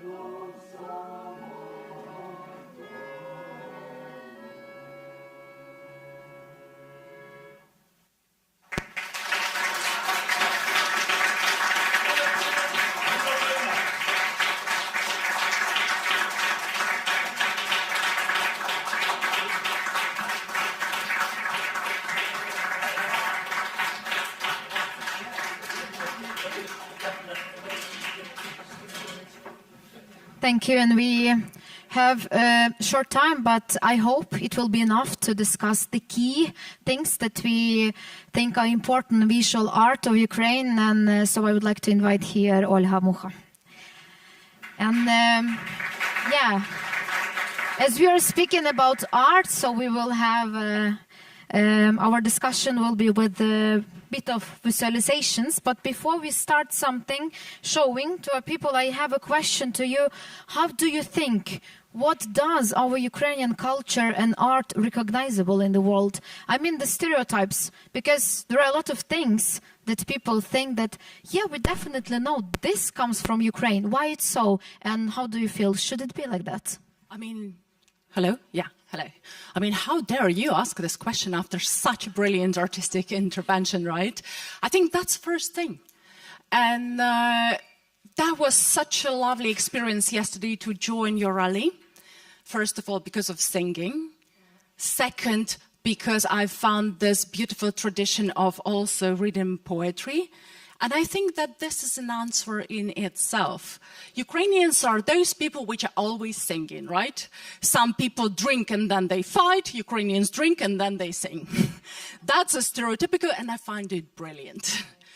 And if we go to the more serious point, I think that Ukraine is still, as before 2022, Ukraine was barely recognizable on a political map. What the full-scale invasion did, that's we made it to the political map. No one anymore asks where is Ukraine. But if we're talking about the cultural environment, this is still a huge and long way to go. But it requires a very systematic and very long approach. As each Ukrainian, and all Ukrainians, we are very impatient. We have a very different temporality sense. We want it all to be next day, better yesterday. But it takes a while. And I can see that I'm in a cultural diplomacy for quite long. Over the last decade, I live in London, but still share my expertise in between Lviv and London, and spending more and more time in Ukraine, actually, since it's been way more difficult to get there. And I can see that Ukrainian culture made a quantum leap in terms of international visibility in a lot of ways. But on stereotypical, this is those basics which people love to share. This is a food. I'm really glad that borscht made it to the UNESCO Heritage of Culture. And there was also a cultural battle because Russians, no surprise, were also kind of trying to claim their kind of input. I think Pysanka, that's one of the very Ukrainian. I remember the first year when a lot of Ukrainians moved to London and how Londoners were amused with where are those people going with those little baskets on Easter time? And obviously they're in Vyshyvanka. Yeah, those are the next. And I think that probably for some regions also Petrikivsky Rozpis. Those are main things which also belong to the UNESCO Heritage list as well. So those are basic stereotypes, but not only. I think that also here is a lady sitting in the audience with a beautiful sleeve with Maria Primachenko print, which is another one, right? And Ukrainian naive art also, I think, made it because it's very, very bright and recognizable, and it's beautiful. It has this risk that maybe Ukraine can be associated only with this. But I remember one panel discussion when my colleague was like, oh, I feel bitter that this is what Ukraine, and I said, no way, this is a nominal level. My position is that this is what all Ukrainians as creative people do, sing, cook, like very creative in any sphere, or in a meal tech, in business, in everything. And I think that we should be proud of those things, even if those stereotypes are not so bad. Stereotypes are those things which just the first association, and knowing them, they allow you to build something on this. That's why I dared to ask you, although after the quiet, that question about the stereotypes, because I think that that's something, like you said, we should be proud of. Not I was being passing ashamed by of. today, the parliament, and there was another demonstration, and I was like, oh, they just shouting something. Those are that Ukrainian for sure. Those would be singing, right? So you can even this way recognize, yes, that this is a just traditional rally, and this is Ukrainian rally. Sometimes culture and art can reflect and describe the feelings much better than the words. So that's why singing songs, it's something that sometimes represents Ukraine even better than explaining what Ukraine actually is. My day job is communication, so I do not believe in a deep reflection of what people perceive as the first point. The first is a system one reaction. It's emotion. It's quick emotional response, which is amusement, which is empathy, which is sympathy, which is I like those people, and this is why I am going to support them. It's not about understanding. Understanding comes later. So first you need just to create this attraction somehow as well for the other, why they should be with you. And how do you feel? Because we have been touched the war, of course, and speaking about art, we cannot like just pass by this topic as well. So how do you feel? Is there any risk that the international perception of Ukrainian art is overly focused on war these days, overshadowing the other multi-layer dimensions that are actually presented in our art? I think those are different line of efforts, to be honest. Yes, narrowing it to the war only doesn't work anymore. That was reason for high attention back in 2022. And I had an honor to curate London Book Fair Ukrainian stand. Quite a few years in a row. In 2022, no one could come. No publishers could send their books. So me and my friends, we gathered all the books around, brought them in boxes, and put them like, translate Ukraine, understand Ukraine, and what was the other one? Feel Ukraine. And we had a few books. That's a funny story, because there was a book which was each day stolen from the stand. There was Ukrainian food. And that year, we couldn't bring any writers or poets. So together with the PEN Ukraine, we organized a few screens on the stand where Ukrainian translators, writers, poets, they were speaking from the front line, from the trenches, from where they were volunteering. And the reaction of the world, of all the different stands and business literature around, they would come, give you a hug first, and asking, how are you? That was very close to the beginning of the full-scale invasion, right? So that was initial. The next year, in 2023, we already had a more sophisticated approach to the stand, but then everyone was coming in with quite a business-like question. Do you have a book of Zelensky? We would like to translate and publish. And we were like, well, not yet, but on the third year, people were coming already with the request to understand Ukrainian history and Ukrainian art. This victim card plays very short. And I don't want people to come to Ukrainian play, Ukrainian choir concert or something because it's Ukrainian. I want them to visit it because it's beautiful, because it's cool, because it's high quality art, because it's interesting itself. So I think that overusing this card would definitely work against. But on the other hand, that's a great tool to remind about what's happening. And here I want to share the story I mentioned also yesterday on the rally that the Biennale opened, right? And unfortunately, the Russian pavilion is again open. For those who don't know that, it's built for the money of Ukrainian mecenat. Just meanwhile, to keep it in mind, that even that was stolen in a way. And what Ukrainian Association of Ukrainian NGOs in Italy organized the campaign with big posters like "Come to the readings with Victoria Melina." and then cancelled, killed by Russia. Come to the new book of children writer Volodya Vakulenko, cancelled, killed by Russia. And there are few names also with QR codes. And this is another way. And I think, actually, that's a great idea for you here when another Nobel award will happen. That's a great idea just to bring more attention, right, with such a, like faking but not faking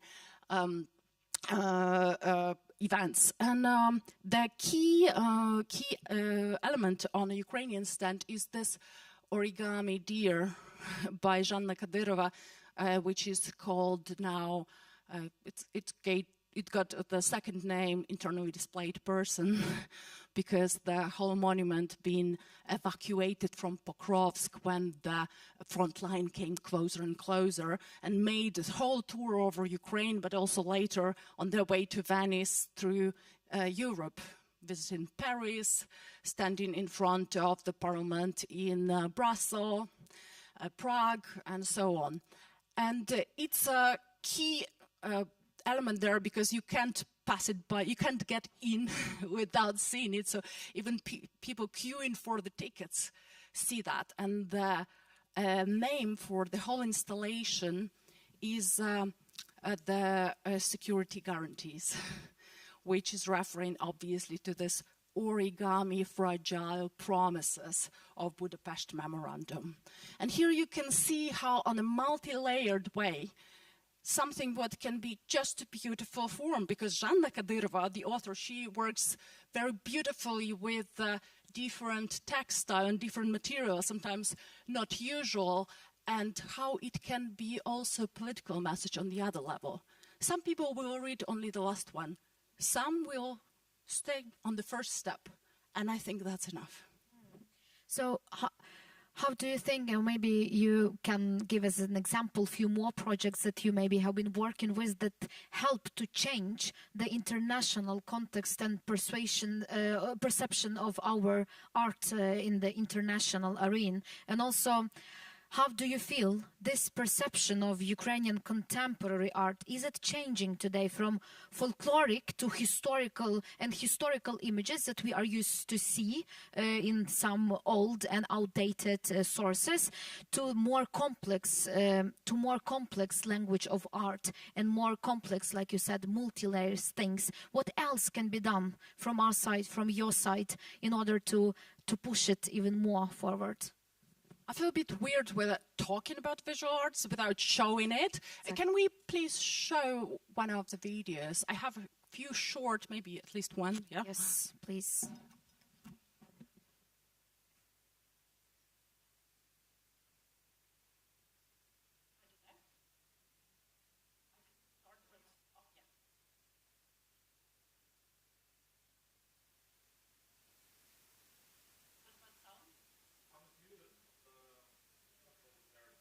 Scene. Number 1, Ivan Marchuk, a legend. Known for his unique technique called pliontonism, he weaves thousands of fine lines to create hypnotic images. Even the British Daily Telegraph listed him among the world's top living geniuses. Tiberi Silvashi brings abstract minimalism to a new level. His textured, meditative pieces reflect silence, space, and time. Silvashi is one of Ukraine's leading voices in conceptual art. Next, Alyosha, a Kyiv-born biofuturist artist. His glowing sculptures explore life, evolution, and the fragility of human existence, a fusion of science and emotion. Zhanna Kadyrova uses ceramics, concrete, and found materials to comment on politics, war, and everyday life. Her work has been shown from Venice Biennale to Sao Paulo.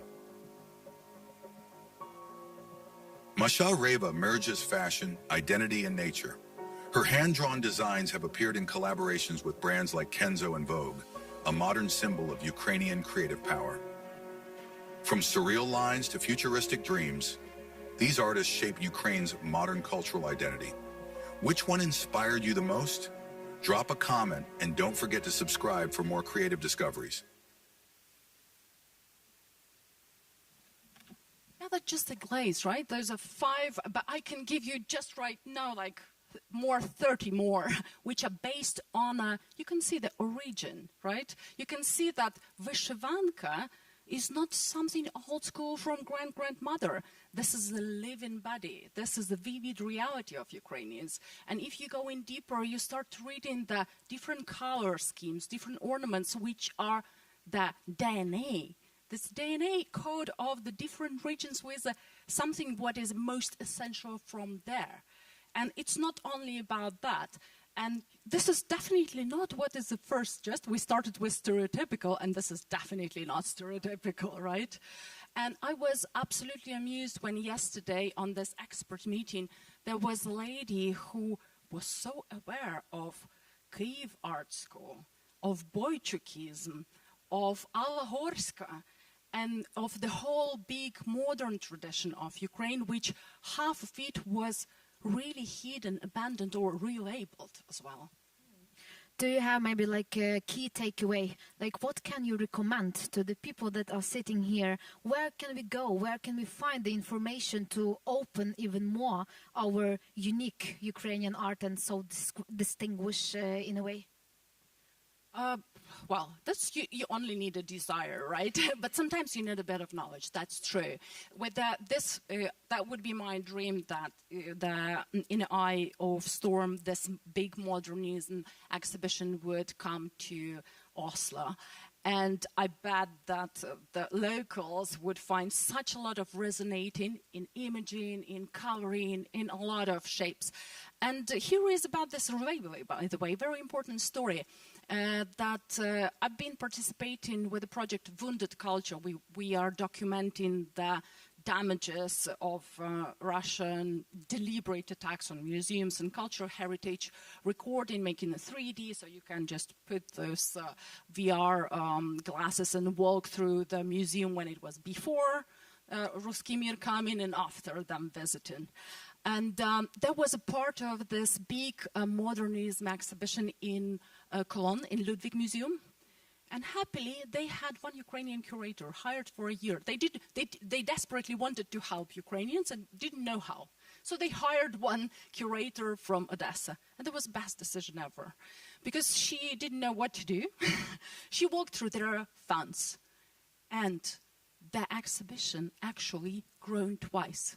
Because all what was labeled in their funds as Ruski avant-garde, Russian avant-garde, appeared to be Ukrainian modernism, the huge part of it.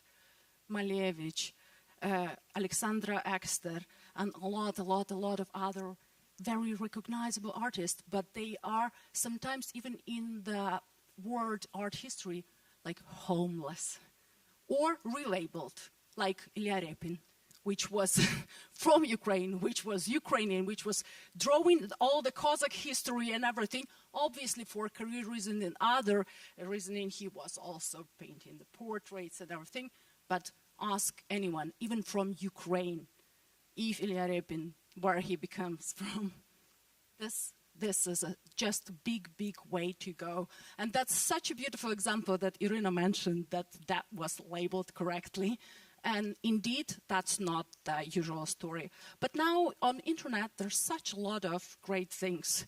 And I think that you can start from just nice things. Watch Ukrainian movies. The last one, and it's already on Netflix, You Are the Universe. Beautiful one. And it's not something which made you suffer or, well, it made you cry and laugh at the same time. That's hilarious. But then still, this is something what very much about Ukrainian spirit. And go and Google Boychukism, go and Google Ukrainian modernism. If you are in a more nostalgic or, I don't know, melancholy way, Google Executed Renaissance. That's a lot of really great things, but it's a very sad story. So honestly, that's just a desire to educate yourself and being open that this is a way more than you could ever imagine. Exactly, so which means actually that we have so much to show to this world. You just need to be curious about Ukrainian culture and Ukraine. And speaking about being curious, maybe you have some question that will be the ending up of our session for today. But if you are curious about some things, art. Just so think just of ask, that, please. and while they're thinking, I'll show this 1-minute short video by Ministry of Culture, which also introduces some things Please. about Ukrainian culture. Maybe that will be an inspiration for some questions from you.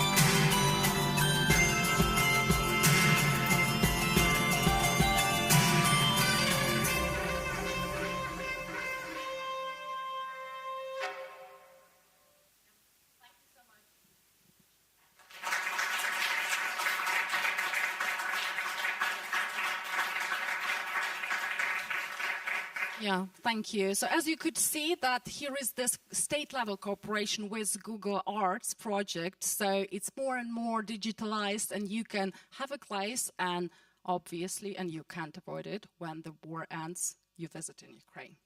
There's no other way. Fall in love with Ukrainian culture. Do you have any questions? And yeah, I think that if we do not have any questions, maybe everyone was so amused with our presentations and videos. Thank you, Olha, and thank you everyone for being with us today and for opening your minds and hearts for Ukraine and Ukrainian culture, Ukrainian language, Ukrainian religion, and all the aspects that are so important to be taken care of, especially in these hard times that we are going through. Thanks a lot. Yeah, thank you.